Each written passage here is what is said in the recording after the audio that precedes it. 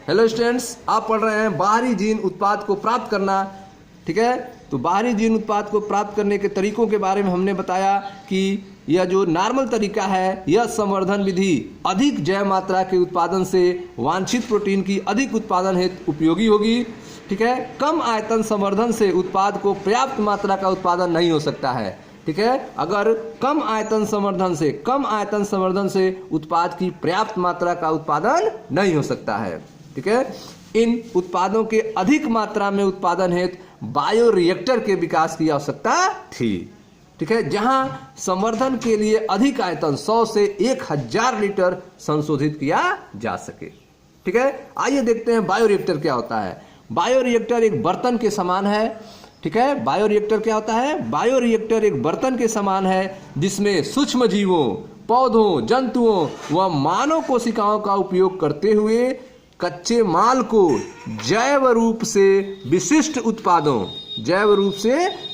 उत्पादों व्यष्टि, एंजाइम आदि में परिवर्तित किया जाता है। ठीक है, तो आप देख रहे हैं कि जो बायोरिएक्टर होता है, देखें ध्यान से,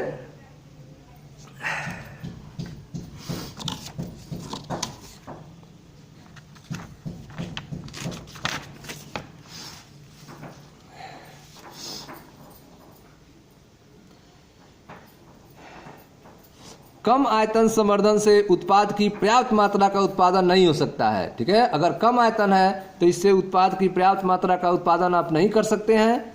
इन उत्पादों की अधिक मात्रा में उत्पादन हेतु बायोरिएक्टर के विकास की आवश्यकता थी, जहां संवर्धन का अधिक आयतन कितना 100 से लेकर 1000 लीटर संशोधित किया जा सके। ठीक है, इस प्रकार बायोरिएक्टर एक बर्तन के समान होता है। बायोरिएक्टर क्या होता है? एक बर्तन के समान होता है जिसमें सूक्ष्म जीवों, पौधों, जंतुओं व मानव कोशिकाओं का उपयोग करते हुए कच्चे माल को जैव रूप से विशिष्ट उत्पादों, ठीक है, कच्चे माल को जैव रूप से विशिष्ट उत्पादों व्यष्टि, एंजाइम आदि में परिवर्तित किया जाता है।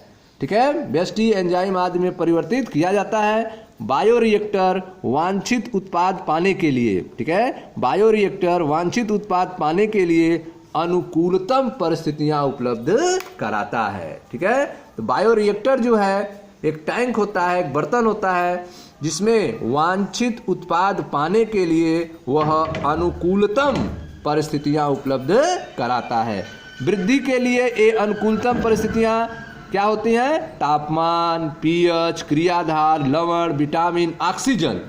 जो बायोरिएक्टर सामान्यतया सर्वाधिक उपयोग में लाया जाता है वह बिलोडन प्रकार का होता है। ठीक है, तो जो बायोरिएक्टर जो है सर्वाधिक उपयोग में लाते हैं उन्हें बिलोडन कहते हैं। बिलोडन स्टीयरिंग प्रकार का होता है। देखें ध्यान से, यह आपका बायोरिएक्टर है जो बिलोडन टाइप्स का है।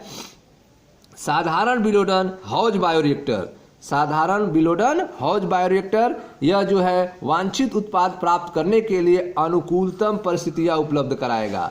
बायोरिएक्टर क्या करेगा? जो भी आप उत्पाद पाना चाहते हैं और उसको ज़्यादा मात्रा में तैयार करने के लिए जो अनुकूलतम परिस्थितियां होती हैं वह बायोरिएक्टर के द्वारा प्रदान किया जाता है, जैसे कि उचित तापमान, पीएच, क्रियाधार, लवण, विटामिन, ऑक्सीजन को यह प्रोवाइड करने का काम करता है। तो यह आप देख रहे हैं साधारण बिलोडन हौज बायोरिएक्टर। इसमें आप देखें मोटर लगा हुआ है। ठीक है, अम्ल क्षार पीएच नियमन हेतु है। यहाँ पे अम्ल क्षार पीएच को बैलेंस करने के लिए, वाष्प निर्जीवीकरण हेतु। ठीक है, यहाँ आप देख रहे हैं फेन तोड़ने वाला है। फेन अगर बनता है तो उसको कंट्रोल करेगा, तोड़ेगा। चपटे फलक वाला प्रेरक यहाँ पे लगा हुआ है। संवर्धन तरल इसमें भरा रहता है। यह जीवाणु रहित हवा जो है इससे पास आउट होता है। ठीक है, यह जो है बायोरिएक्टर्स है जो साधारण बिलोडन हौज बायोरिएक्टर है। ठीक है, दूसरा फिगर देखें, बगल में वर्क कैसे करेगा, तो यह है आपका दंड बिलोडक हौज बायोरिएक्टर जिसके द्वारा जीवाणु विहीन हवा के बुलबुलों का प्रवेश कराया जाता है। इसमें जो है जीवाणु विहीन हवा के बुलबुलों का प्रवेश किया जाता है। इसमें आप देखें ध्यान से, यह ऑक्सीजन स्थानांतरण के लिए अधिक सतही सतह है। ऑक्सीजन स्थानांतरण के लिए अधिक सतह क्षेत्रफल जो अवेलेबल होता है इससे। ठीक है, गैस आरोहण आप देख रहे हैं, यहाँ पे गैस संरोहण के बारे में आप देख रहे हैं। बुलबुले जो है प्रभावी तरीके से ऑक्सीजन स्थानांतरण क्षेत्र में वृद्धि करते हैं। जो बुलबुले हैं वे प्रभावी तरीके से ऑक्सीजन स्थानांतरण क्षेत्र में वृद्धि करते हैं। ठीक है। तो यह जो आप देख रहे हैं साधारण बिलोडन हाउस बायोरिएक्टर, ये कैसा होता है तो देखें इसके स्ट्रक्चर के बारे में। बिलोडिड हाउस